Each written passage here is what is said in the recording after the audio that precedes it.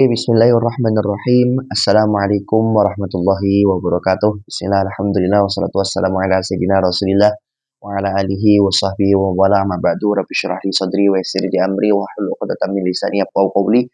Allahumma shalli ala sayyidina Muhammadin al-fatih lima ughliqa wal khatim lima sabaq. Nasiril haqqi bil haqqi wal hadi ila siratikal mustaqim. Salatan tu'arifuna biha iyyahu wa ala alihi haqqa qadrika wa miqdarikal azim.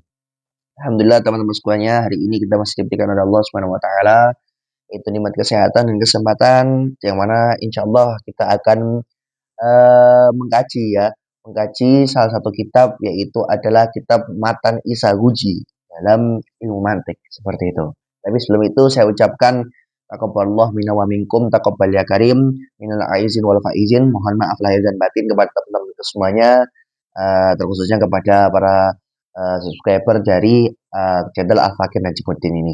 Ya, semoga amal kita diterima oleh Allah Subhanahu wa taala dan menjadi titik balik kita untuk menjadi orang yang lebih baik ke depannya. Nah, seperti yang Ana share di pamflet itu adalah kita akan mengkaji salah satu kitab yang mana ini adalah edisi spesial lebaran, yaitu adalah Matan Isaguji, yang mana ini adalah membahas tentang ilmu mantik. Dan ini untuk kajian ini kajian ini itu untuk bab tasawurat saja. Ya, karena nanti di mantik itu ada dua, ada bab tasawurat atau bab tasdiqat. Dan yang kita bahas di sini adalah hanya bab tasawuratnya saja. Insya Allah mungkin ketika ada waktu lain, insya Allah kita akan lanjutkan untuk ke bab tasdiqatnya. Itu aja, langsung aja kita mulai. Bismillahirrahmanirrahim.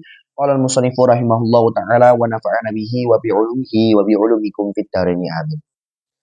Oke, jadi Matan Isaguji. Jadi sebelum kita mulai teman-teman sekalian, Ana mau kasih mukadimah atau pembukaan bagi antum semua di pertemuan kali ini. Jadi kita kan langsung masuk dalam mukadimah kitab, yaitu adalah dari sini. Bismillahirrahmanirrahim. Kemudian qala asy-syaikh alim afdhul mutaakhirin qudwatul hukama ar-rasyidin Akhiruddin al-Abhari. Ya. Nah, di sini kita tahu bahwasanya lafaz ini, ya, lafaz bismillah sampai seterusnya sebelum nanti pembahasan intinya itu adalah disebut dengan muqaddimah. Nah, yang mau Anda jelaskan di sini adalah apa itu muqaddimah? Apa itu muqaddimah? Jadi kita sering mendengarkan kata muqaddimah, tetapi kita mungkin belum tahu muqaddimah itu secara detail. Maksudnya itu gimana sih? Nanti itu muqaddimah dibagi berapa? Kemudian penjelasannya bagaimana? Kemudian tafsirnya itu bagaimana? Fungsinya apa? Dan lain sebagainya. Nah, sebelum itu, Anda mau kasih muqaddimah ke antum bahwasanya guru saya, Abu Yasin Muhammad Ramadan Al-Aidrus bin Al-Aidrus, itu berpendapat, Ra'a Abu Yasin Muhammad Ramadan Al-Aidrus anna hadzal ilm fi hadzal zaman wajibun 'alal a'yan min ghairi tafsil. Beliau mengatakan pada saat di kajian Isaguji, ya, saya adalah murid beliau dan mengkaji pada saat itu adalah Matan Isaguji ini. Beliau berpendapat bahwasanya ilmu mantik ini adalah ilmu yang wajib hukumnya wajib a'yan. Maksudnya wajib a'yan itu adalah fardu ain, ya, bagi setiap orang, tapi bukan secara tafsil. Dalam artian bukan secara mendetail untuk mempelajari ilmu mantiknya, ya. Nah, kenapa? Kan namanya hukum itu kan pasti ada ilahnya. Pasti ada ilahnya. Apa alasan? Ya, apa alasan guru saya itu atau berpendapat bahwasanya ilmu ini tuh hukumnya adalah fardu ain, seperti itu. Maka dijawab, likat seratus syubhat wal afkar al munharifah. Karena apa? Karena di zaman ini itu sangat banyak sekali syubhat-syubhat, ya. Banyak sekali syubhat-syubhat dan afkar al munharifah. Pikiran-pikiran yang menyeleweng, pikiran-pikiran yang menyesatkan. Maka pikiran-pikiran atau ya argumen-argumen yang menyesatkan ini itu harus diluruskan, ya. Dimulai dari mana? Ya, kita memperbaiki logika kita, memperbaiki otak kita. Seperti itu. Dengan cara apa? Ya, dengan cara kita mempelajari ilmu mantik. Maka dari itu beliau mengatakan bahwasanya di zaman ini ilmu mantik itu hukumnya adalah wajib al-a'yan tapi min ghairi tafsir. Min ghairi tafsir.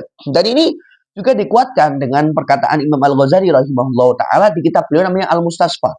Kitab Al-Mustasfa ini adalah kitab yang dikarang oleh Imam Al-Ghazali dalam Madda Usul Fikih. Ya, beliau mengatakan apa? Man la ma'rifata bil mantik la thiqata fi ilmi. Barang siapa yang tidak mengetahui atau tidak punya pengetahuan terhadap ilmu mantik, maka dia tidak bisa dipercayai keilmuannya. Tidak bisa dipercayai keilmuannya. Bayangkan, Imam Ghazali yang memang terkenal beliau adalah seorang sufi, ya. Tapi apa? Tapi beliau tetap apa ya, mewajibkan ilmu mantik seperti itu. Mewajibkan ilmu mantik. Bahkan beliau mengatakan bahwasanya orang kalau nggak punya pengetahuan tentang ilmu mantik nggak bisa dipercaya keilmuannya, ya. Maka dari itu inilah pentingnya kita belajar ilmu mantik, teman-teman sekalian. Karena apa? Jangan dikira ilmu mantik itu hanya berpikir dengan logika. Karena apa? Karena nanti pada saat kita pakai di ilmu syar'i, di ilmu ilmu mangkul, maksudnya adalah kayak Al-Quran, As-Sunnah, seperti itu. Ini akan sangat kepake gitu loh, ya.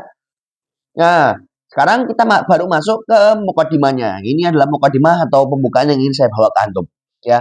Kitab ini akan dimulai dengan mukadimah terlebih dahulu. Tapi apa sih pengertian mukadimah? Apa sih arti mukadimah? Apakah ada pembagian mukadimah? Apakah ada fungsinya? Gitu ya. Mukadimah itu apa? Mukadimah alal masail al maksudah. Sesuatu yang didahulukan dari masail maksudah. Di sini artinya adalah masail. Jadi apa? Permasalahan-permasalahan yang didahulukan dari masail maksudah. Maksudnya masail maksudah itu apa? Yaitu adalah masailul fan. Ya, masailul fan. Apa namanya? Bahasanya adalah pembahasan fan tersebut atau inti dari kitab tersebut. Ya. Jadi mukadimah adalah sesuatu yang didahulukan dari pembahasan inti. Nah, seperti itu intinya. Nah, nanti mukadimah itu nanti akan terbagi menjadi dua, teman-teman sekalian. Ada namanya mukadimah kitab, ada namanya mukadimah ilmu, ya. Mukadimah kitab dan mukadimah ilmu. Dan kita akan bahas satu-satu, ya. Nah, mukadimah kitab, apa itu mukadimah kitab? Mukadimah kitab itu adalah mayadkuru atau mayudkaru qoblal maksudi fi. Sesuatu yang disebutkan sebelum maksud. Ya, yang kita sebutkan ya bahwasanya maksud itu adalah masail maksudah, ya. Sesuatu yang disebutkan sebelum sesuatu yang dimaksud, ya, sesuatu yang dituju atau sesuatu yang inti seperti itu, ya. Sawaun istamala ala muqaddimati ilmin am lam yastamil. Baik muqaddimah kitab ini dia itu mencakup terhadap muqaddimah ilmu atau tidak mencakup muqaddimah ilmu. Jadi muqaddimah kitab itu terkadang yaitu mencakup muqaddimah ilmu, tapi juga terkadang tidak mencakup muqaddimah ilmu, ya. Kemudian sawaun kana bainahu wa bainal maksudi alaqah am lam yakun. Baik nanti itu di antara mayudkar ini, sesuatu yang disebutkan ini yaitu mukadimah maksudnya, dan sesuatu yang dimaksud maksudnya adalah pembahasan intinya itu memiliki alaqah, memiliki hubungan atau tidak memiliki hubungan. Jadi terkadang mukadimah itu dengan pembahasan inti itu ada hubungannya, ada saling keterkaitannya, tapi terkadang tidak ada saling keterikatannya antara keduanya, ya. Nah, itu tadi adalah mukadimah kitab. Nah, sekarang bagaimana dengan mukadimah ilmu? Nah, mukadimah ilmu itu apa? Ma yatawaqqafu alaihi asyuru' fil ilm. Apa? Ma itu sesuatu. Yatawaqqafu yang bergantung alaihi kepada ma asyuru' yaitu adalah musyuru' itu bisa diartikan bergegas atau diartikan memulai, ya. Memulai dalam ilmu, ya. Jadi maksudnya apa? Muqaddimah ilmu adalah sesuatu yang sangat bergantung sekali. Apa yang bergantung? Yang bergantung adalah antum memulai satu ilmu itu sangat bergantung pada muqaddimah ilmu. Dalam artian antum kalau mau mempelajari satu ilmu itu harus mempelajari muqaddimah ilmu dulu. Nah, nanti muqaddimah ilmu terbagi menjadi dua, ya. Yang pertama adalah ma yatawaqqafu alaihi syuru' fil ilm tawaqqufan aqliyan bihaitsu la yumkinul batu aw syuru'u aslan dunahu. Apa? Muqaddimah ilmu yang pertama adalah dia sesuatu yang mana sangat bergantung sekali ketika kita memulai satu ilmu. Yang mana ketergantungannya ini adalah ketergantungan secara akal, ya. Maksudnya gimana? Bihaitsu la yumkinu al-batu aw syuru'u aslan dunahu. Yang mana dari sisi bahwasanya tidak mungkin kita akan bisa memulai mempelajari satu ilmu sama sekali aslan, ya, dunahu tanpa muqaddimah ilmu yang pertama. Atau kita bisa sebutkan bahwasanya muqaddimah ilmu yang pertama ini adalah muqaddimah ilmu yang sifatnya wajib akli. Sifatnya apa? Sifatnya wajib akli. Nah, mungkin teman-teman yang belum pernah belajar, apa sih itu wajib akli? Ya kan? Yang antum tahu mungkin adalah wajibnya memang adalah ketika dilakukan itu adalah bisa berpahala, dan ketika ditinggalkan maka bisa menjadi dosa. Nah, tapi sebenarnya wajib yang seperti itu adalah wajib syar'i namanya. Jadi gini, Wajib itu terbagi menjadi tiga. Ada wajib akli, ada wajib syar'i, dan ada wajib sinai. Ada wajib sinai. Wajib akli yang kita sebutkan tadi apa? Yaitu adalah malayak balul intifa. Sesuatu yang tidak menerima ketiadaan. Sesuatu yang tidak menerima apa? Tidak menerima ketiadaan. Itu namanya wajib akli. Ya. Yang kedua adalah syar'i. Seperti itu ya. Apa? Ma yusabu ala fi'ihi wa yu'aqabu ala tarkihi. Sesuatu yang ketika dilakukan itu akan mendapatkan pahala dan ketika ditinggalkan akan mendapatkan dosa. Dan ini telah dijelaskan dalam ilmu usul fikih. Kemudian yang ketiga adalah wajib sinai. Wajib sinai itu apa? Ma yustahsanu al fi'lu bihi. Sesuatu yang mana suatu perbuatan itu akan menjadi baik, akan menjadi hasan dengan sesuatu tersebut. Jadi ada satu perbuatan nih, ya. Dia perbuatan ini akan menjadi hasan ketika dimulai dengan apa? Dimulai dengan sesuatu ini. Seperti itu. Nah, contohnya wajib akli gimana? Misal Allah dzatun wajibul wujud. Allah Subhanahu wa taala itu adalah zat yang wajibul wujud. Maksudnya gimana sih? Allah Subhanahu wa taala itu adalah zat yang wajibul wujud. Apa maksudnya adalah secara akal kita itu tidak menerima ketidakberadaan Tuhan. Maksudnya apa? Tuhan itu harus ada, gitu loh. Ya, kan tadi kita katakan bahwasanya wajib akli itu adalah malayak balul intifa, sesuatu yang tidak menerima ketiadaan. Maksudnya apa? Harus ada, gitu loh. Ya, maka ketika kita ngomong Allah Subhanahu wa taala zat yang wajibul wujud, maksudnya apa? Itu zat yang tidak bisa diterima secara akal, tidak keberadaan Tuhan, tidak keberadaan Allah Subhanahu wa taala.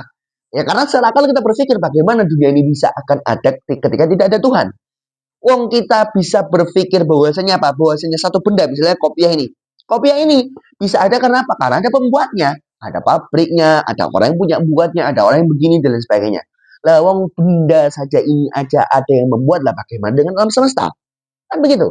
Ya kan? Nah, maka dari itu di sini adalah sifatnya wajib akli. Berarti apa? Muqaddimah ilmu ini yang sifatnya wajib akli itu dia harus ada di otak. Ya. Ini bukan berhubungan dengan ilmu syariat dalam artian hukum syar'i atau kita sebut dengan hukum taklifi bukan, ya, bukan hukum taklifi ini lebih ke arah wajib yang secara akal. Dalam artian secara akal itu kita tidak menerima sesuatu ini tidak ada, ya, bukan dimana itu. Nah, bagaimana nanti contohnya nanti kita akan bahas itu di bawah nanti, ya. Nah, yang kedua adalah ma yatawaqqafu alaihi syuru' fil ilmi tawaqqufan istihsanan.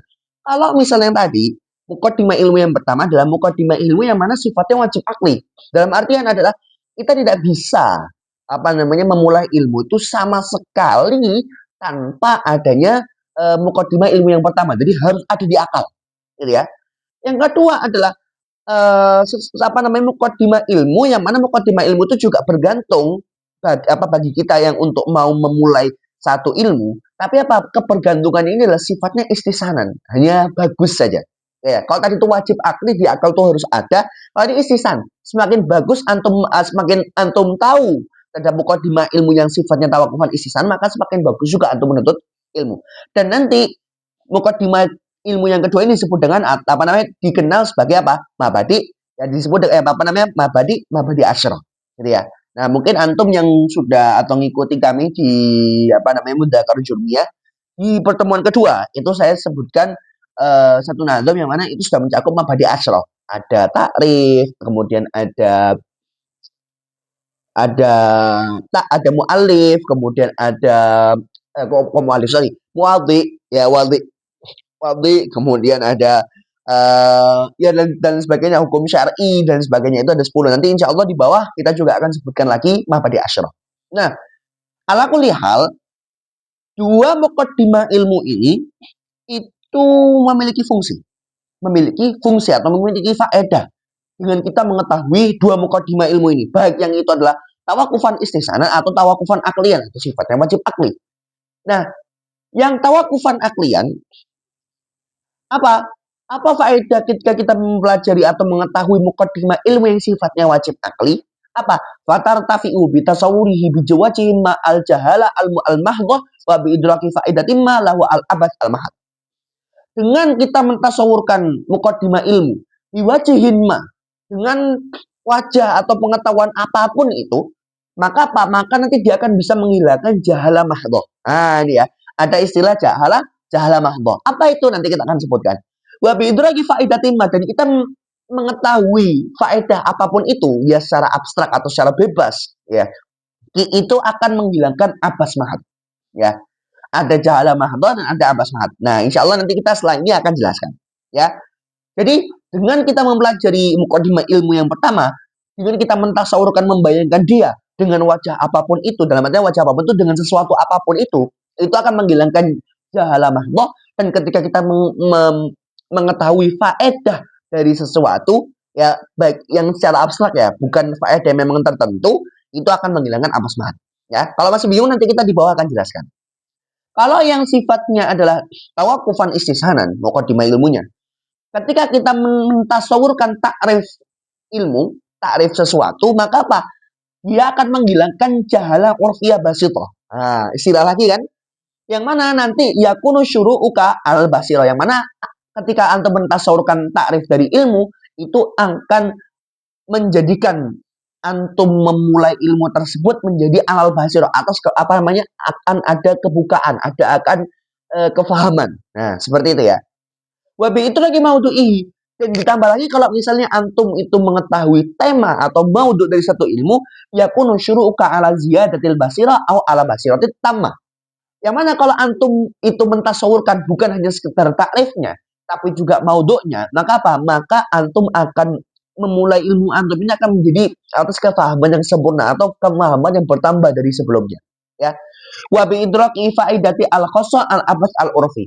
Dan dengan mengetahui faedah yang memang tertentu, maka apa? Menghilangkan abas urfi. Nah, bagi yang masih bingung, apa sih apa namanya? Ini kok tadi ada namanya jahalah mutlaqah atau jahalah mahdhah, ada namanya faed apa namanya?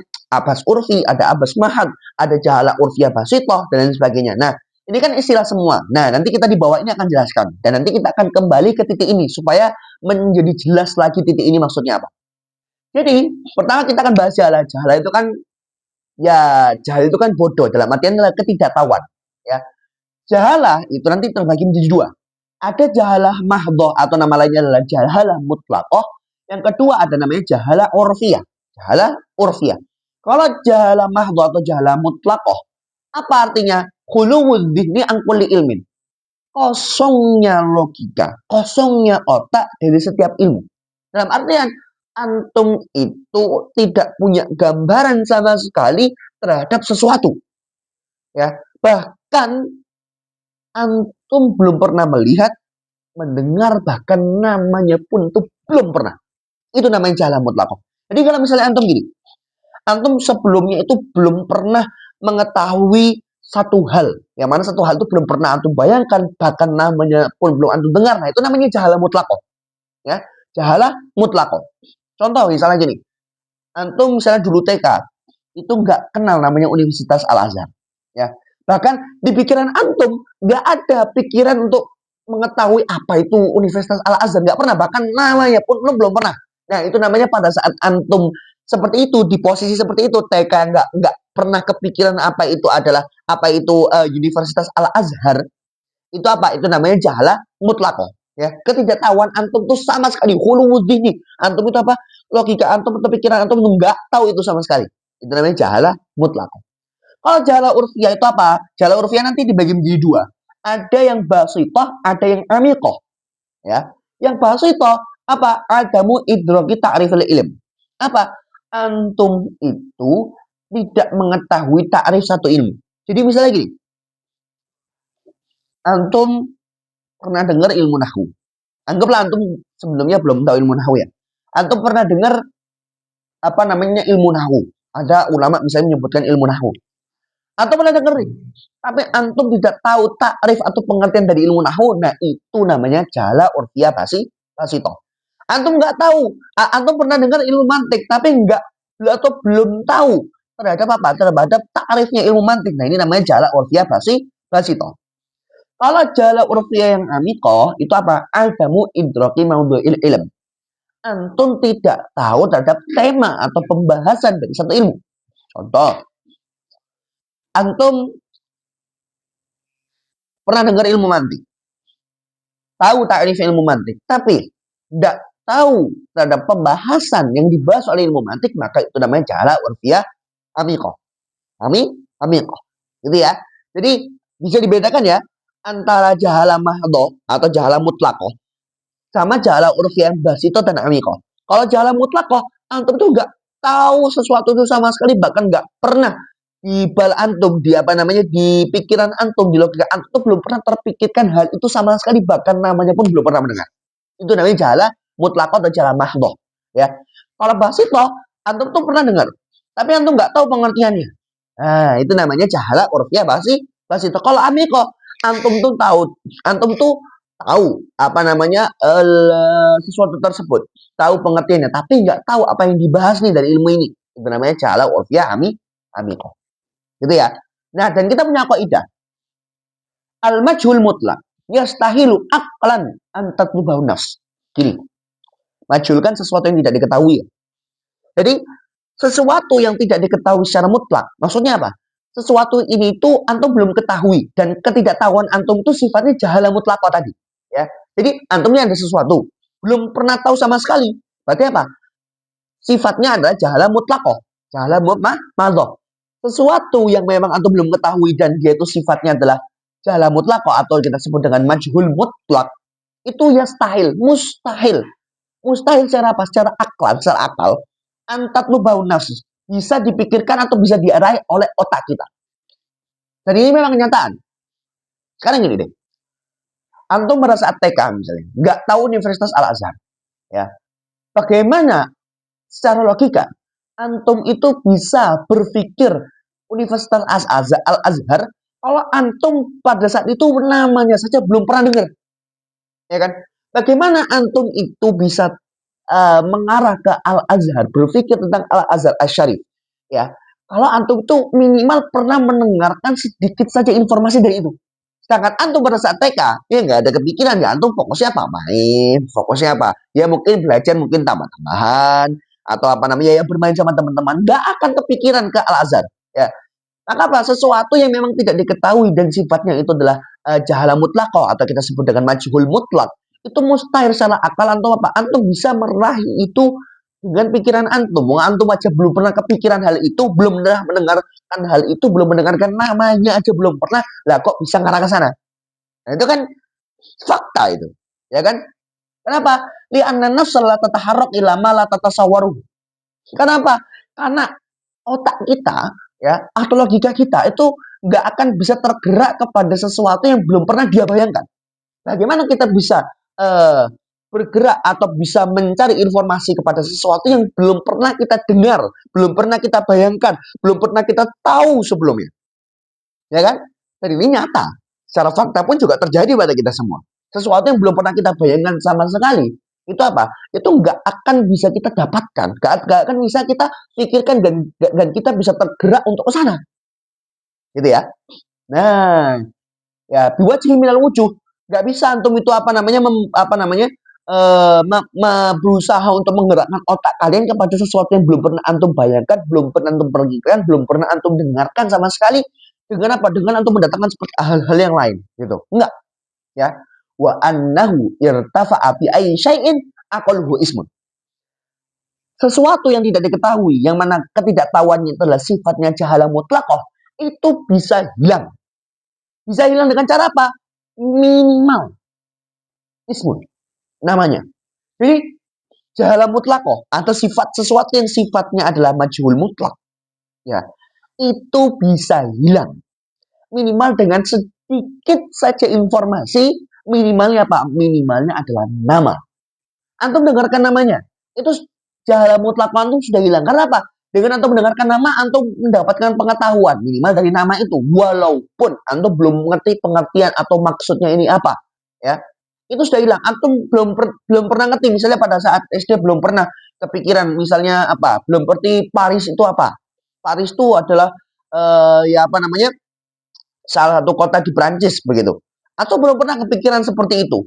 Nah, maka antum kalau misalnya mendengarkan kata Paris, ya Paris saja belum tahu itu apa, atau apa maksudnya, kemudian bentuknya, gambarnya bagaimana, itu minimal jahala mutlak antum, ketidaktahuan antum yang secara mutlak, yang mana belum pernah dengar, belum pernah membayangkan, belum pernah tahu hal tersebut, itu sudah hilang. Ya, saya kasih contoh ini, dan contohnya ini mungkin juga hal baru buat antum semua, dan ini akan menghilangkan jahala mutlak antum. Ya, jahala mutlak antum. Saya kasih contoh. Kalau anak kasih kata apa? Scriptio continua. Apa? Scriptio continua. Apa itu scriptio continua? Ya kan? Bagi antum yang belum pernah mendengarkan scriptio continua, sebelumnya belum pernah terbayangkan apa itu scriptio continua, maka apa? Maka sebelumnya adalah antum punya jahala mutlakoh. Kenapa? Karena antum belum pernah tahu, ya, bahkan belum pernah terbayangkan apa itu scriptio continua, ya kan? Nah, ketika Anda sebutkan kalimat scriptio continua, maka apa? Maka jala mutlako antum itu sudah hilang. Kemudian ketika Anda sebutkan pengertiannya, apa itu scriptio continua? Apa? Oh, scriptio continua itu apa? Gaya penulisan huruf yang menyambung tanpa jeda atau tanpa tanda baca. Dalam tradisi penulisan klasik, terutama pada manuskrip Yunani kuno dan Latin dan beberapa teks Arab awal. Nah, Anda kan menjelaskan pengertiannya dari scriptio continua ini. Nah, berarti apa? Jahalah urfiah antum hilang. Karena apa? Anda jelaskan ke antum. Oh, scriptio continua itu apa? Dia itu begini. Itu jahalah urfiahnya hilang. Paham ya konsepnya ya? Kalau antum dari awal belum pernah, bahkan belum terbayangkan scriptio continua, maka Pak itu jahalah mutlako, dan jahalah mutlako ini hilang ketika Anda menyebutkan kata scriptio continua. Dan ketika Anda menjelaskan apa itu scriptio continua, maka apa? Jahalah urfiah antum hilang. Minimal yang basito. Karena apa? Anda menjelaskan takrifnya, pengertian dari sesuatu tersebut. Paham ya konsepnya sekarang ya, jahalah ya. Kalau jahalah mutlako, antum itu belum pernah dengar sama sekali, melihat, bahkan mendengarkan namanya pun belum pernah dengar. Tapi apa? Kalau jahalah yang urfiah, yang amiko, dan apa yang jahalah urfiah, itu apa? Itu antum belum mengerti takrif atau belum mengerti mau. Gitu ya. Nah, itu tadi adalah masalah jahalah. Masalah apa? Masalah jahalah. Nah, tapi ingat tadi kita ada namanya abas. Abas. Apa sih abas itu? Abas itu adalah, kalau di dalam bahasa Indonesia kan sia-sia artinya. Abas itu kan artinya sia-sia. Atau kalau dalam bahasa Arab adalah at-tasarruf bi ghairi ma'rifah awil istighol bima la faidata fihi. Abas itu apa sih? Sia-sia itu apa sih? Sia-sia itu apa? Melakukan sesuatu tanpa mengerti faedah atau fungsinya apa. Ya. Atau al-istighol bima la faidata fihi. Apa? Atau antum itu tersibukkan dengan sesuatu yang nggak ada faedahnya sama sekali. Ya, nggak ada faedahnya sama sekali. Jadi antum itu melakukan sesuatu tapi nggak ngerti ini fungsinya apa ya, ini apa namanya, fungsinya apa, ini apa namanya, kegunaannya apa. Nah, itu namanya abas ya. Atau antum tersibukkan dengan sesuatu yang nggak ada faedahnya sama sekali, gitu ya, itu namanya abas. Dan abas nanti juga terbagi menjadi dua. Ada abas mahat atau abas mutlak nama lainnya ya, dan abas urfi. Abas mahat apa? Ada mu'idroki faidatin aslan ya. Antum itu tidak tahu terhadap apa? Terhadap faedah sama sekali aslan. Nggak tahu nih faedahnya apa. Antum melakukan sesuatu ini sama sekali plus. Ya, faedah apapun itu. Ya, baik itu yang memang punya keterikatan langsung dengan sesuatu tersebut faedahnya ya, atau tidak punya keterkaitan sama sekali. Antum nggak tahu dua-duanya. Benar-benar nggak tahu faedah secara mutlak. Bas, benar-benar nggak tahu. Itu namanya abas mahat atau abas mutlak. Kalau abas urfi apa? Adamu idroki faidatin kosotin mutarotibatin ala dalikal ilm. Apa? Ketidaktahuan antum terhadap faedah, yang mana faedahnya bukan faedah secara umum atau secara mutlak ya, tapi faedah ini adalah khosoh, terkhusus, tertentu ya, yang mana mutarotibah ya, mutarotibah yang terhasilkan atau diakibatkan dari ilmu tersebut. Contoh gini, antum mempelajari ilmu mantik misalnya. Tapi antum nggak tahu nih fungsinya ilmu mantik sama sekali. Ya, baik itu fungsinya itu memang punya keterikatan langsung dengan ilmu mantik atau tidak punya keterikatan secara langsung. Ini namanya apa? Atas bahat. Tapi ketika antum nggak tahu faedah antum belajar ilmu mantik yang mana faedahnya terkhusus yang memang itu adalah faedahnya terkhusus untuk ilmu mantik, maka apa? Maka ini adalah namanya abas urfi. Ilmu mantik itu fungsinya apa sih? Ya, faedahnya apa sih? Kita belajar ilmu mantik. Nah, kalau antum belum tahu yang memang faedah tertentu yang memang punya keterkaitan langsung dengan ilmu tersebut, makanya apa? Itu namanya abas urfi. Abas urfi. Jadi sia-sia. Ya, sia-sia tapi bukan sia-sia secara mutlak, tapi secara urfi. Nah, seperti itu ya. Nah, kembali ke pembahasan awal. Bahwasanya apa? Muqaddimah ilmu itu punya faedahnya, punya fungsinya, punya kegunaannya. Kalau yang apa namanya? Muqaddimah ilmu yang sifatnya wajib akli adalah apa? Ketika kita menggambarkan atau kita bisa membayangkan muqaddimah ilmu, misalnya kita membayangkan namanya. Namanya aja, misalnya kita belum pernah ngerti ilmu nahwu, bahkan dengarkan ilmu nahwu aja belum pernah sama sekali. Maka apa? Dengan kita mendengarkan nama ilmu nahwu, maka apa? Jahalah mahdhahnya hilang. Gitu ya. Paham ya konsepnya? Jadi kita kaitkan dengan maklumat yang tadi Ana sebutkan dengan fungsi dari apa? Dua muqaddimah ilmu ini, ya. Kalau kita mentasawurkan muqaddimah ilmu yang sifatnya wajib akli, maka apa? Maka kita akan bisa menghilangkan jahalah mahdhah.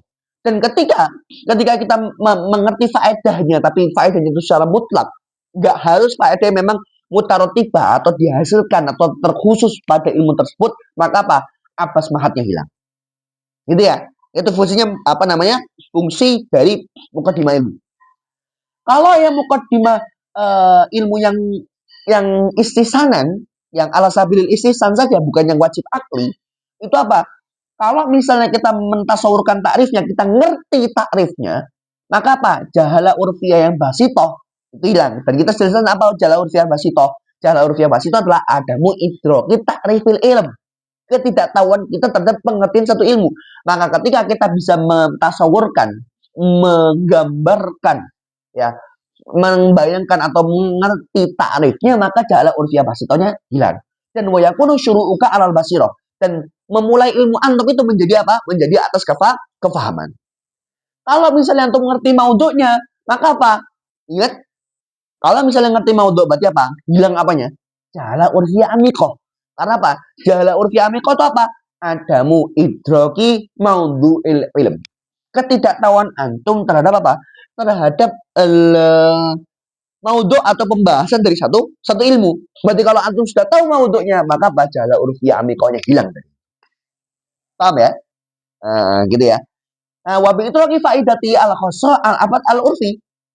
Dan ketika antum mengerti faedah yang tertentu ada khosoh dan mutaron tiba andalikal hilang, maka apa? Abas urfinya hilang. Karena abas urfi itu apa? Ada mu'itroki faidatin khosotin mutaron tibatin andalikal ilm. Tidak mengetahui faedah yang terkhusus tertentu yang memang itu dihasilkan atau ya punya keterkaitan langsung dengan ilmu tersebut. Gitu ya. Atau supaya lebih gampang, ya, ini Anda sudah buatkan gambar seakan-akan ini adalah kejadian nyata. Supaya antum bisa tergampang lebih malakah lagi, lebih kuat lagi pemahaman antum terhadap apa? Terhadap apa yang Anda bawa atau mukadimah yang Anda bawakan ke antum. Gini, misalnya ada cerita, ada si A dan si B. Si A ini benar-benar sama sekali tidak pernah mengetahui ilmu nahwu, bahkan mendengarkan namanya pun nggak pernah. Ya, mendengarkan namanya pun nggak pernah. Kemudian ada si B bilang, aku tuh udah belajar ilmu nahwu.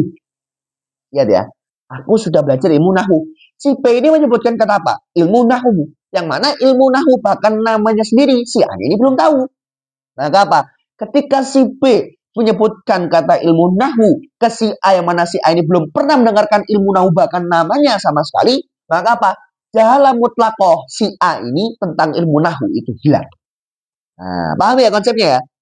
Jadi ketika si A sama sekali belum mengerti ilmu nahwu bahkan namanya, dan si B bilang aku pernah belajar ilmu nahwu, maka apa? Kebodohan yang secara mutlak atau kebodohan yang secara mutlak, ketidaktahuan yang secara mutlak dari si A ini tentang ilmu nahwu itu hilang. Itu hilang. Terus si A bilang nih, karena dia baru tahu kan, jala urfiyah, jala mutlakonya baru hilang dari dia. Dia tanya dong, apa itu ilmu nahwu? Dia tanya, apa itu ilmu nahwu? Si penjelaskan, oh ilmu nahwu itu adalah apa namanya ilmu biusuri yubhasu fiha anil kalimah min hasil i'rab wal bina. Dia menyebutkan takrifnya. Maka apa? Ingat, kalau misalnya dia mengetahui takrif atau pengertian dari sesuatu, maka apa? Jahala urfiyah yang basitoh hilang dari dia.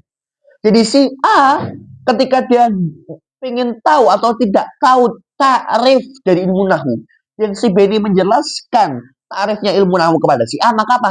Jahala urfiyah basitoh si A ini terhadap ilmu nahwu hilang. Ya. Jadi lihat ya tadarujnya atau tahapannya seperti itu. Ya, amalia atau prosesnya seperti itu. Paham ya? Nah, terus tanya lagi sih dia si A ini. Ilmu nahwu itu bahas apa sih? Temanya apa sih? Pembahasannya apa? Dijawab sama si P. Ilmu nahwu itu bahas apa? Al-kalimah min hasil i'rab wal bina. Apa? Kalimat dari segi i'rab dan bina. Dia jelaskan maudhu'nya nih, maudhu'nya ilmunya nih. Ilmu nahwu. Yang mana maudhu' ilmu nahwu ini belum pernah sama sekali didengar oleh si A. Ya kan? Maka apa? Jahala urfiyah yang amiqah itu hilang dari si A. Karena apa? Karena yang awalnya si A ini tidak mengetahui maudhu' atau tema atau pembahasan dari ilmu tersebut, ketika si B menjelaskan kepada si A, maka apa? Jahala urfiyah amiqahnya hilang. Nah, paham ya? Nah, lanjut. Kemudian kalau misalnya sekarang si A tanya nih kepada si B, terus faedah ilmu nahwu ini apa? Si B gitu ya. Nah, ini ada dua kemungkinan. Bisa saja si B ini menjawab faedah atau fungsi dari ilmu nahwu yang memang faedahnya itu memang terkhusus bagi si nahwu faedah. Maksudnya faedah ini ditimbulkan atau diakibatkan dari mempelajari ilmu nahwu, atau faedah yang memang dia bukan punya keterkaitan langsung dengan ilmu tersebut. Kalau misalnya si B misalnya bilang ini, apa sih A bilang ini? Apa faedah belajar ilmu nahwu? Tanya ke si B. Si B bilang, oh supaya bisa pintar agama. Nah, faedah supaya bisa pintar agama, ilmu agama itu memang satu faedah, tapi bukan faedah yang khosoh bagi si ilmu nahwu. Ya, bukan faedah yang mutarattibah an ilmin nahwi. Bukan faedah yang langsung ditimbulkan atau diakibatkan dari mempelajari ilmu nahwu. Karena apa? Mempelajari ilmu nahwu, iya, memang itu adalah salah satu jalan untuk mempelajari agama. Tapi apakah semuanya? Tidak. Ada ilmu nahwu, ada ilmu shorof, kemudian ilmu maqasid seperti Al-Quran, As-Sunnah, kemudian ada fikih, ada usul fikih, ya kan? Jadi nggak langsung mutaratibah andalikal ilm. Ya, maka apa? Maka di sini hilang dari si A itu apa? Abbas Mahat. Nah, tapi kalau si B bilang ke si A, ya, apa sih faedah ilmu B, belajar ilmu nahwu itu apa? Dia bilang, supaya apa? Supaya bisa mengetahui kalimat dari segi i'rab dan bina. Ya, misalnya seperti itu. Atau supaya apa? Supaya al-ihtiraz anil lahan. Supaya apa? Supaya antum itu terjaga dari lahan, kesalahan dalam tata bahasa Arab. Seperti itu. Maka apa? Yang mana faedah tadi itu kan memang terkhusus untuk ilmu nahwu. Yang mana al-ihtiraz anil lahan, terjaga dari lahan, kesalahan dalam tata bahasa, terutama tata bahasa Arab. Itu kan memang faedah terkhusus yang memang muncul dari nahwu, punya keterkaitan langsung dari nahwu. Maka apa? Ketika si B menjelaskan atau menyebutkan faedah yang khosoh bagi si nahwu dan mutaratibah an nahwu, maka apa? Hilang dari dia Abbas urfi. Paham ya? Jadi sudah bisa tergambar bahwasanya dari muqaddimah ilmu, yang mana muqaddimah ilmu nanti bisa menghilangkan jahala yang ini, kemudian bisa menghilangkan Abbas yang ini. Nah itu ya. Nah itu yang ana mau bawa ke antum. Nah sekarang ana mau bahas kepada antum adalah mabadi asyara. Yang mana mabadi asyara adalah muqaddimah apa? Muqaddimah ilmu yang dia tawakufan istisanan. Ya, supaya apa? Supaya syuru'uka ala basiratit tammah. Ya, supaya apa? Supaya nanti antum itu mempelajari satu ilmu itu bisa apa? Bisa memberikan kefahaman yang paham betul. Oh, ini loh maksudnya ilmu tersebut. Oh, ini loh takrifnya ilmu mantik. Oh, ini loh pembahasan yang dibahas ilmu mantik itu. Ya. Dan ini sudah dinantumkan oleh Imam An-Nur al-Ujhuri, ya. untuk mabadi asyra ini. Apa? Inna mabadi al-ulumi asyra al-haddu wal mawdu'u thumma tamarah wa fadhu wa nisbatun wal wadi' wal ismul istimdadu hukmu syari' masailu wal ba'du bil ba'di iktafa wa man darul jami'a hazal syarafa. Mabadi asyra, jadi mabadi ilmu atau awal dari ilmu, ya, dasar ilmu itu ada 10. Pertama had itu ta'rif, ya, ta'rif. Kemudian mau untuk pembahasan, ya, ya, temanya lah, bahasanya seperti itu, temanya dari ilmu tersebut. Tamarah, faedah, fadlu, keutamanya, nisbatun, hubungan ilmu tersebut dengan ilmu yang lain. Al-wadi, siapa pencetak atau pencetus pertama ilmu tersebut, ya. Kemudian al-ismu, nama ilmu tersebut. Istimdad, itu apa namanya? Referensinya. Ya, dari mana ilmu tersebut? Hukum syari, hukum secara syariat ilmu tersebut itu dihukumi apa? Apakah wajib, sunnah, haram, makruh atau bagaimana? Ya. Kemudian masail-masail ini lebih ke arah pembahasan secara detailnya itu ilmu itu bahasa apa sih? Oh, misalnya mantik nanti ada namanya tasawur, akan membahas tentang lafaz, akan membahas tentang makna, akan membahas tentang qaulu syari, akan membahas tentang tanakut, akan membahas tentang kias dan lain sebagainya. Nah, terus beliau mengatakan wal ba'du bil ba'di iktafa. Kita hanya mempelajari sebagian dari 10 ini sudah cukup. Nah, yang dimaksud sebagian ini apa? Yaitu adalah 3 awal. Ta'rif, maudhu dan faedah. Iktafa. Tapi wa man darul jami'a hadzal syarafat. Dan seseorang yang memang mengetahui semuanya dalam artian adalah 10-10-nya dia tahu. Ya, misalnya dia tahu ta'rifnya ilmu mantik, temanya ilmu mantik, faedahnya ilmu mantik, kemudian apa namanya keutamaan ilmu mantik, hubungan ilmu mantik dengan ilmu yang lain, tahu pencetak atau pencetus pertama ilmu mantik, kemudian nama ilmu mantik, kemudian referensi ilmu mantik, hukum syariat mempelajari ilmu mantik, dan juga apa terakhir pembahasannya ilmu mantik. Nah, itu maka apa? Hazaz syarafah, dia akan mendapatkan keutamaan. Ya, justru bagus dong. Orang itu bisa mempelajari ilmu yang mana dia tahu 10-10-nya ini. Ya kan? Nah, sekarang apa namanya? Kan kita minimal nih itu mengerti 3. Tarif, maudhu dan faedah. Nah, apa kita fungsi mengetahui tarif? Al-gharad min ta'rifil ilmi apa? Annau yahsulu bihi tasawwurun ijmali li masailil ilm. Bahwasanya dengan kita mengetahui ta'rif satu ilmu, maka kita akan terhasilkan atau mendapatkan tasawur, mendapatkan bayangan, mendapatkan gambaran secara ijmal, secara global terhadap masalah ilmu tersebut. Ya, dengan antum misalnya gini, antum mempelajari ilmu nahu itu apa sih? Ilmu di usulin yubhasutiha anil karimah min haitsul i'rab wal bina. Itu ada ilmu yang membahas tentang kaidah-kaidah, yang mana kaidah ini akan membahas tentang i'rab dari segi kalimat dari segi i'rab dan bina. Nah, dengan antum mengetahui takrif dari ilmu tersebut, maka apa? Antum punya apa? Tasawur ijmali, punya apa? Punya gambaran secara ijmal, secara global terhadap masalah ilmu tersebut. Oh, berarti apa? Berarti perkiraan nahwu ini akan apa? Akan mempelajari kalimat. Dari segi apa? Dari segi i'rab dan bina. Nah, punya gambaran secara umumnya, gitu ya. Kalau antum tahu eh eh mau untuk tema dari ilmu tersebut, gharadnya ya apa? Sama yusul ilm an ghairihi minal ulum. Apa? Mau untuk tema dari satu ilmu, fungsinya apa sih tema itu? Tema itu fungsinya adalah membedakan satu ilmu dengan ilmu yang lain. Kenapa? Fa'inal ulum tatamayazu bimaudu'atiha. Bahwasanya Pak, satu ilmu dengan ilmu yang lain itu bisa berbeda. Yang membedakan apa? Yang membedakan adalah maudhu'nya, tema pembahasannya itu yang membedakan satu ilmu dengan ilmu yang lain. Adalah.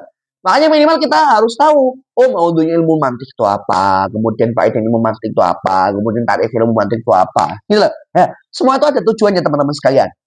Gitu ya. Nah, sekarang baru kita akan membahas tentang ta'rif, pengertian dari ilmu mantik. Nah, ini kita sudah masuk ya muqaddimah, tapi yang langsung muqaddimah langsung ke arah mantik. Ya. Sebelum kita mempelajari satu ilmu, kita pelajari dulu mabadi asyroh dan minimal 3, ya. Ta'rif, kemudian maudhu dan juga faedah. Kan ta'rif, mantik secara lughat itu dia ada 2. Dia bisa menjadi masdar mim dari lafaz natoko yantiku, ya, masdar mim natoko yantiku nutkon, ya, wamantokon, oh, ya, maknanya adalah an-nutuk. Nah, anut apa namanya anutot atau apa namanya anutku itu dia bisa bermakna dua, ya.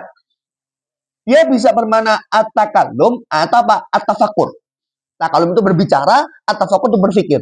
Jadi anutku dia bisa bermakna dua, takalum dan tafakur. Dan di antara dua makna ini ada alaqah. Ada hubungan antara keduanya. Apa? Kullama zada quwwatut tafakkur, zada quwwatut takalum. Ketika kekuatan berpikir kita itu bertambah, maka apa? Maka juga bertambah juga kekuatan apa? Kekuatan berbicara kita. Orang itu kalau cerdas, itu apa? Dia tuh gampang ngomongnya, gitu loh. Antum pemikiran antum semakin ke depan, semakin maju. Ya antum kritis, ya. Maka apa?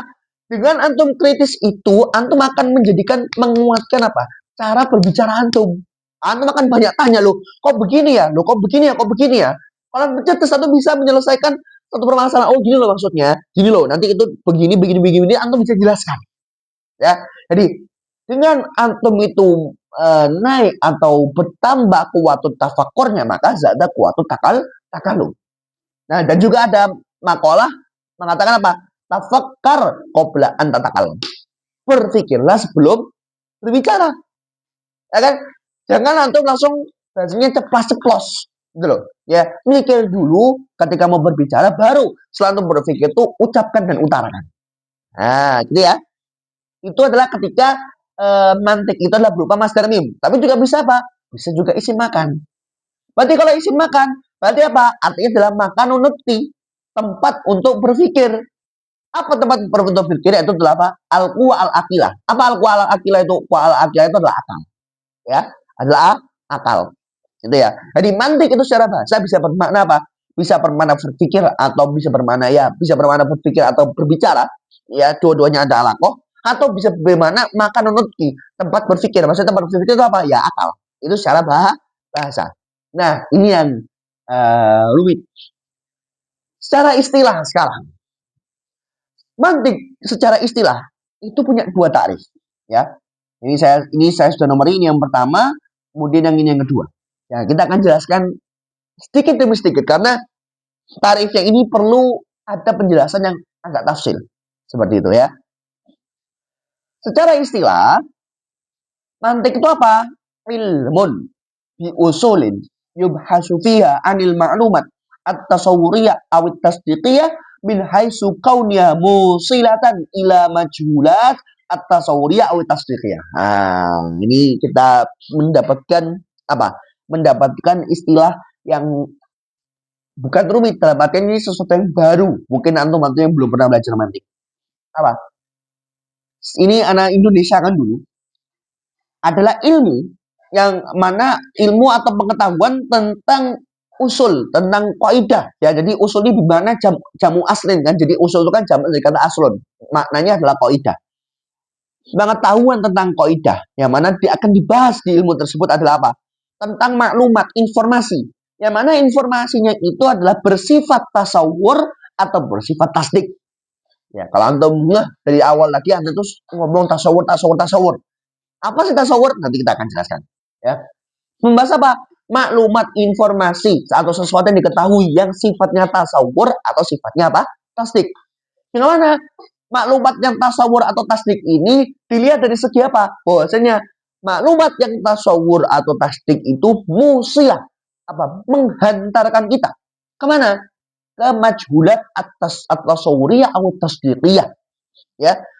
Atau tasawuriyah atau tasdiqiyah. Menghantarkan kita dari yang maklumat yang atas maklumat tasawuriyah dan tasdikiyah ini menghantarkan kita supaya apa? Supaya nyampe kepada majhulat, sesuatu yang tidak ketahui yang mana sifatnya tasawur atau tasdik. Nah, kita mendapatkan dua istilah yang baru. Apa? Tasawur dan juga tasdik. Maka apa? Kita jelaskan dulu. Apa maksud dari tasawur? Apa maksud dari tasdik? Ya. Tasawur itu adalah idrokun bila hukmin. Apa? Idrokun bila hukmin.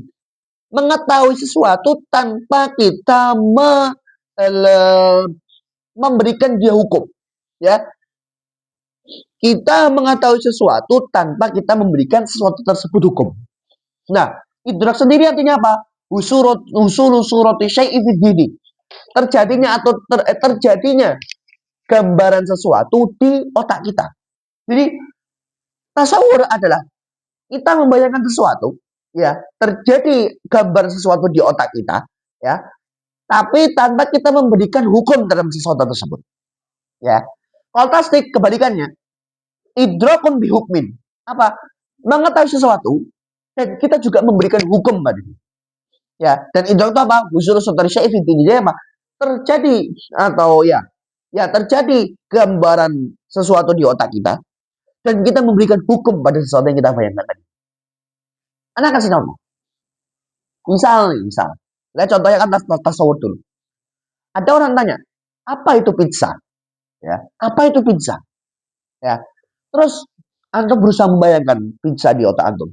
Oh, pizza itu adalah makanan khas Italia. Yang dia itu apa? Yang dia itu berbentuk bulat, enak. Kemudian misalnya keseringannya ada kejunya, kemudian ada dagingnya dan sebagainya. Nah, di situ antum ada pengetahuan di situ. Antum ada gambaran di dihen antum, ya di otak antum ada gambaran sesuatu tentang pizza. Ada orang tanya ini pizza itu apa? Antum berusaha menjelaskan. Yang mana penjelasan antum itu adalah berusaha mengetahui di situ ya. Oh, pizza itu adalah makanan khas Italia. Habis itu yang berbentuk bulat dan sebagainya. Nah, ini namanya tasawur. Pengetahuan tanpa antum memberikan hukum pada dia. Jadi antum hanya membayangkan saja. Membayangkan sesuatu tersebut. Itu namanya tasawur. Kalau tasdik, apa tasdik? Idrakun bihukmin. Maksudnya gimana? Mengetahui dengan memberikan hukum. Gini. Ada orang tanya, gimana sih rasanya pizza? Nah, kalau tadi kan kita tanya apa? Kita tanya, pizza itu apa? Kita jelaskan, oh pizza itu adalah makanan khas Italia. Yang dia itu berbentuk bulat, yang dia ada toppingnya dan sebagainya.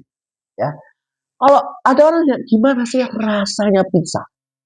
Nah, antum bilang, oh pizza itu rasanya enak. Di sini ada pizza. Ya. Antum berusaha mengetahui atau menggambarkan sesuatu di dihen antum, ya. Dan antum memberikan hukum pada sesuatu tadi. Sesuatunya apa? Pizza. Hukumnya apa? Enak. Jadi antum menisbatkan hukum enak kepada pizza. Ini namanya tasdik. Contoh misalnya gini. Jeruk itu rasanya apa? Rasanya asam. Ya. Berarti apa? Di sini antum ya memberikan hukum terhadap si jeruk apa? Asam. Ini namanya tasdik. Contoh lagi. Langit itu di mana? Oh, langit itu di atas. Berarti apa? Antum memberikan hukum pada si langit. Ya. Dan inilah namanya tasdik. Kalau tasawur, antum hanya membayangkan saja tanpa memberikan hukum pada sesuatu tersebut. Tapi kalau tasdik, itu apa? Antum itu bayangkan sesuatu tersebut dan memberikan hukum pada sesuatu tersebut. Namanya tasdik. Antum bilang misalnya, orang ini ganteng. Nah, berarti apa? Antum ini menisbatkan hukum ganteng ke orang. Paham ya? Nah, tuh. Ya, jadi gitu. Berarti apa? Di sini, berarti maksudnya apa? Ilmu mantik itu membahas tentang kaidah, mana kaidahnya itu akan membahas tentang apa ya? Bahwasanya maklumat atau informasi yang kita punya, baik itu sifatnya tasawur atau tasdik, itu nanti akan menghantarkan kita kepada sesuatu yang tidak kita ketahui, baik itu secara tasawur atau secara tasdik. Gitu ya. Nah, prakteknya gimana? Gini prakteknya. Ya, kita praktekkan yang tasawur dulu.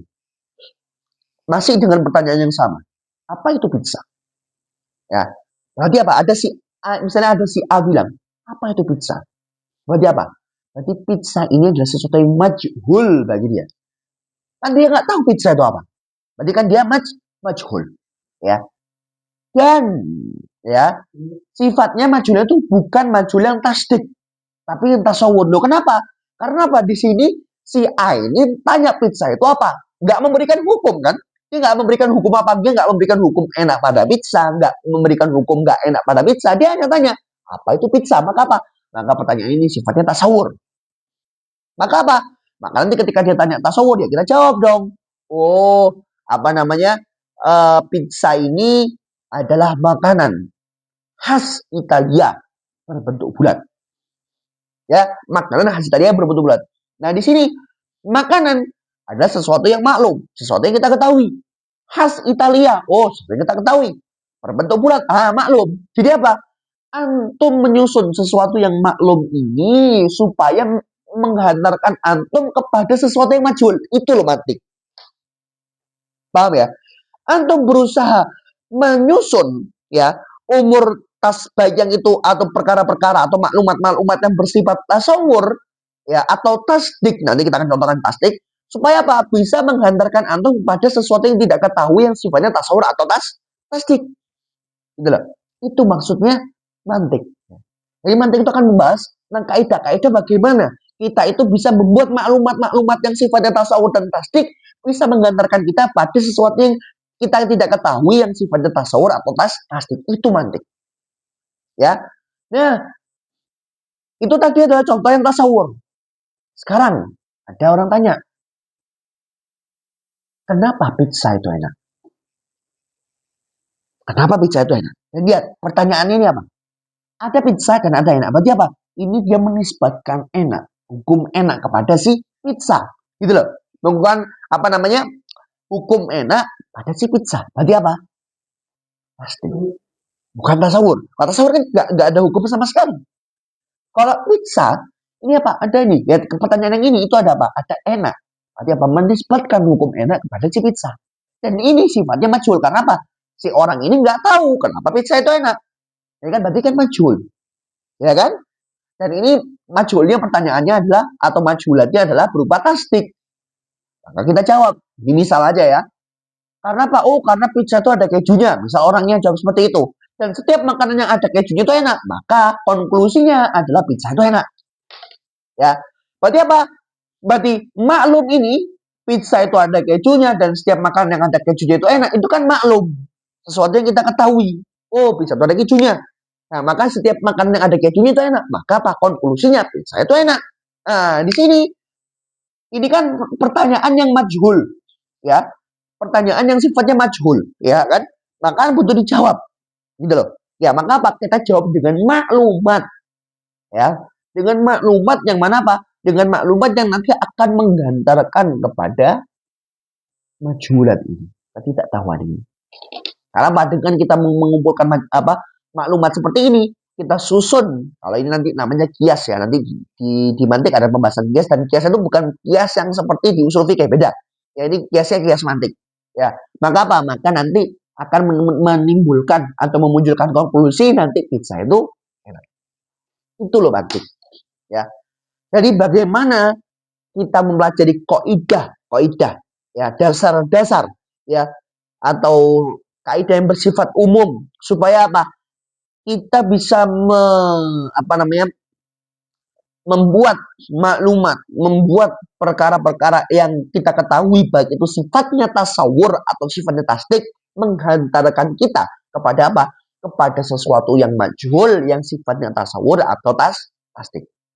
Itu adalah tarif pertama dari dari mantik. Dan tarif yang kedua apa? Mantik adalah alatun qanuniyatun ta'simu mura'atuha adzina anil khata' fil fikri. Mantik itu apa sih? Mantik itu adalah alat yang konuniyah, bersifat konun atau bersifat kaidawi, karena konun nanti artinya kaidah. Yang mana ta'simu mura'atuha. Apa? Dengan kita memerhatikan atau menjaga, mempraktekkan alat ini akan menjaga zihan, otak kita, logika kita dari kesalahan berpikir. Itu mantik. Ya. Nah, kalau antum yang sudah pernah belajar mantik, nanti antum akan ngeh bahwasanya apa? Takrif pertama itu adalah takrif dengan hatam. Nah, ini bagi yang belum pernah belajar mantik mungkin akan bingung karena ini adalah istilah yang nanti bab inti dari tasawur itu tadi, ya. Tapi ini hanya anak kasih apa ya? Ya kan anak spill lah, atau anak kasih tahu bahwasanya takrif yang pertama itu adalah takrif bil had, dan hadnya hatam. Yang kedua adalah had, ini bukan had, sorry. Dia pakai mentarifkan sesuatu dengan rosem tam. Ya. Bagi belum tahu nggak apa-apa, tapi ini anak kasih ziyadah aja, faedah aja. Gitu ya. Nah, alat. Alat itu apa sih? Alat itu adalah wasitoh, perantor. Contoh, Anda menulis di tab misalnya. Menulis di tab itu perlu pensil, ya, pensil yang seperti ini nih. Ya kan? Pensil seperti ini untuk bisa nulis di tab. Ya kan? Berarti apa? Pensil ini atau bolpen ini ya atau apalah pokoknya ya pensil universal atau ya pensil yang khusus tab gitu ya. Itu menjadi perantara Anda untuk apa? Untuk melakukan apa? Pekerjaan atau perbuatan berupa apa? Tulisan. Jadi Anda bisa menulis pelantarnya apa? Pelantarnya ya pensil ini.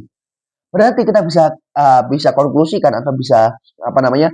Logikakan bahwasanya perantara itu pasti ada berada di tengah-tengah di antara dua hal. Ya kan? Pensil ini berada di perantara apa? Antara Anda dan juga apa? Dengan tulisan Anda. Nah, pertanyaannya, alat di sini kan mantik itu kan alat. Nah, dia menjadi alat yang memperantarai apa?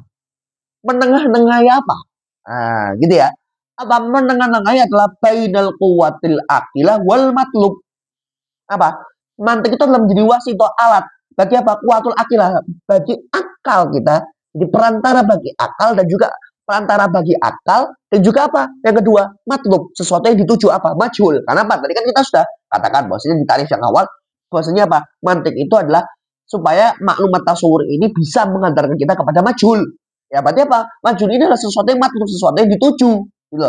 Berarti apa? Berarti mantik itu adalah alat yang memperantarai antara akal kita dan sesuatu yang dituju. Itu adalah sesuatu yang tidak ketahui tadi. Ya, konunia itu dari kata konun. Konun itu artinya kaidah. Berarti apa? Alat ini bersifat kaidawi. Maksudnya apa bersifat kaidawi? Bersifat umum. Bersifat kalau nanti kita akan bahas namanya bersifat kuli. Ya, artinya bersifat apa? Bersifat kuli. Nah, tapi ini uniknya. Lihat kalimat setelahnya. Ta'simu mura'atuha adzihna 'anil khata' fil fikri. Ya. Alat ini kalau misalnya dijaga, maka dia akan menjaga logika. Lihat, uniknya di sini. Kita selalu mungkin berpikir, oh apa namanya ilmu mantik itu adalah ilmu logika. Yang mana ilmu logika itu dia bisa mengatur logika kita supaya apa? Supaya kita bisa berpikir dengan jernih, berpikir dengan cara yang benar. Tapi lihat tarifnya. Ternyata ilmu mantik itu tidak bisa menjaga logika kita secara sendiri. Kenapa? Lihat. Ta'simu mura'atuha. Yang mana apa? Kalau kita jaga, kita pakai, kita praktekkan ilmu ini, ya, maka baru dia akan apa? Akan menjaga logika. Berarti apa? Berarti mantik dengan sendirinya tidak bisa menjaga apa? Menjaga pikiran. Yang bisa menjaga pikiran apa? Ketika kita mempraktekkan Allah konuniyah ini, ya, mempraktekkan ilmu mantik ini ketika kita berpikir. Berarti apa? Ketika kita berpikir pakai mantik, baru mantik itu akan bisa menjaga dari kesalahan berpikir. Ya. Berarti apa? Berarti ini ada isyarat bahwa siapa? Bahwasanya jaga pikiran antum dengan mantik. Antum belajar mantik, iya.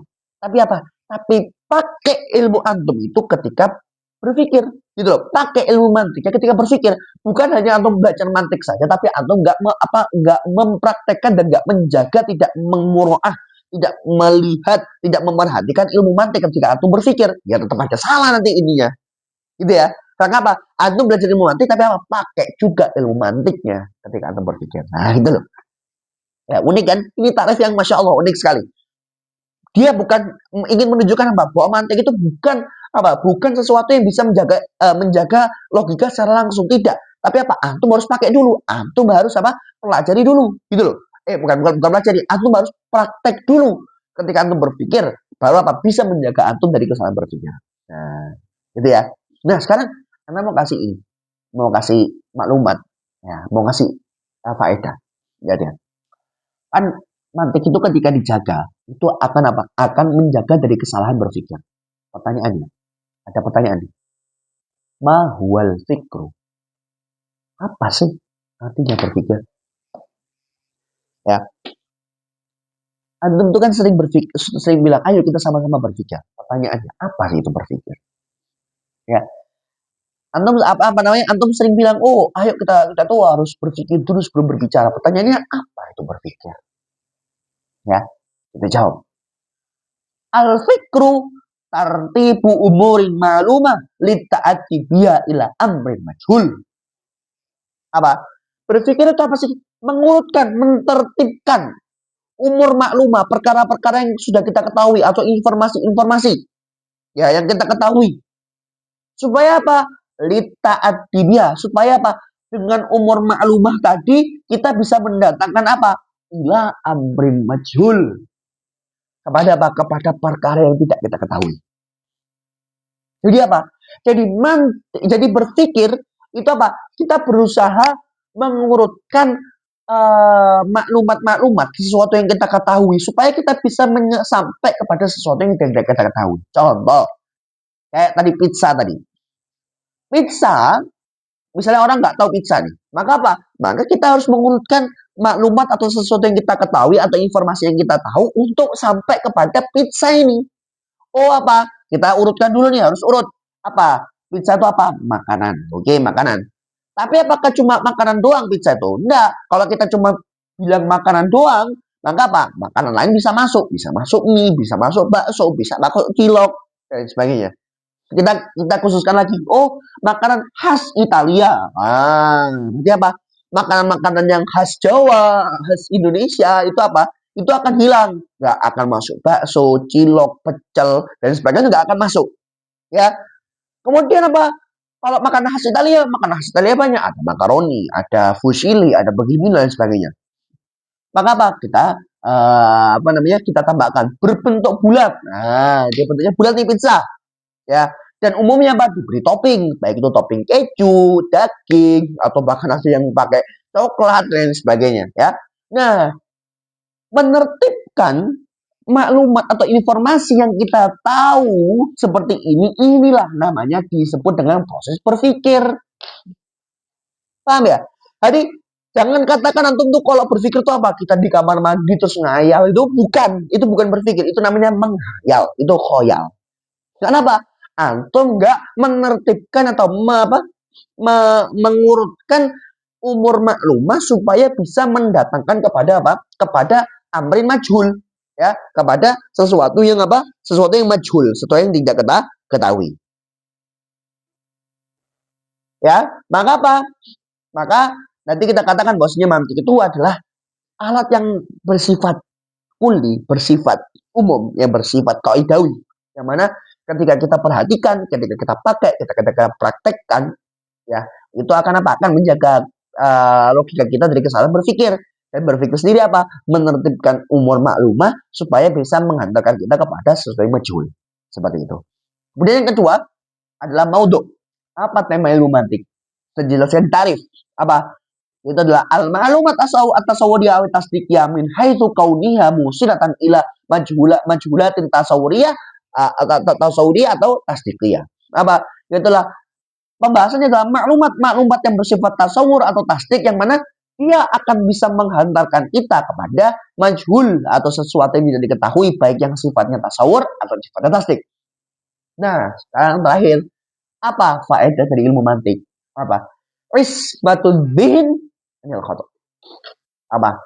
Menjaga logika kita dari kesalahan. Itu adalah faedah terkhusus mutaratibah an ilmin mantik. Begitu ya teman-teman sekalian, insya Allah begitu aja untuk pertemuan kita kali ini. Syukran katsiran ala ihtimamikum muslimaikum ya. Terima kasih, insya Allah kita akan lanjutkan pertemuan ini di pertemuan kedua dan kita akan langsung sudah masuk ke ini ke ibadah syekh, langsung bismillah, langsung qala Syekh Al-Imam Abdul Mutaakhirin, kita akan sudah dan insya Allah besok kita akan masuk ke sini. Seperti itu ya. Wallahu a'lam bishawab. Kita tutup dengan bacaan hamdalah dan doa kafaratul majelis. Alhamdulillahirabbil alamin. Subhanakallahumma bihamdika asyhadu an la ilaha illa anta astaghfiruka wa atubu ilaik. Wassalamualaikum warahmatullahi wabarakatuh.